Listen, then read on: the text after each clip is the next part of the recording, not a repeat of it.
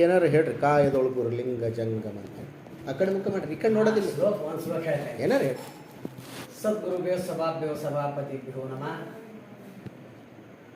ಗುರುವೇ ಸರ್ವಲೋಕಾನಂ ವಿಶತೆ ಭೋರೋಗಿಣಾಂ ನಿಧಿ ಸರ್ವವಿದ್ಯಾನಾಂ ದಕ್ಷಿಣಾಮೂರ್ತೆ ನಮಃ.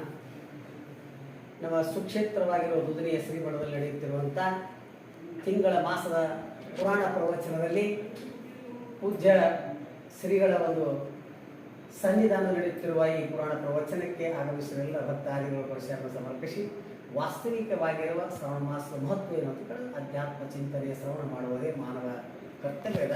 ಪರಮಾತ್ಮ ಕೊಟ್ಟಿರುವ ಅಮೂಲ್ಯವಾಗಿರುವ ಧ್ಯೇಯ ಶ್ರವಣ ಮನೋನಿಧ್ಯಾಸನ ಮಾಡಿ ನಮ್ಮ ಜನ್ಮ ಸಾರ್ಥಕತೆ ಮಾಡಿಕೊಳ್ಳಬೇಕೆನ್ನುವ ಸದುದ್ದೇಶವೇ ಶ್ರವಣ ಮಾಸದ ಮೂಲ ಗುರಿ ಅಂತ ತಿಳ್ಕೊಂಡೆ ಹೋದ್ರೆ ಅದೇ ನಮ್ಮ ಜೀವನದ ಸುಖ ಶಾಂತಿ ಕೊಡ್ತದೆ. ಮತ್ತು ಯಾವುದು ಶಾಂತಿ ಕೊಡಲ್ಲ ಅನ್ನೋದಕ್ಕೆ ಪುರಾಣಗಳ ಸಾರ್ವಕವಾಗಿರುವ ತತ್ವ ಸತ್ವ ಜ್ಞಾನದ ಆ ಜ್ಞಾನ ತಿಳ್ಕೊಂಡು ಪಾವನ ಆಗಬೇಕಂತ ಈ ದುದನಿ ಮಠದ ವತಿಯಿಂದ ನಮ್ಮೆಲ್ಲ ಭಕ್ತರಿಗೆ ತಿಳಿಸ್ತಾ ಇದ್ದೀವಿ.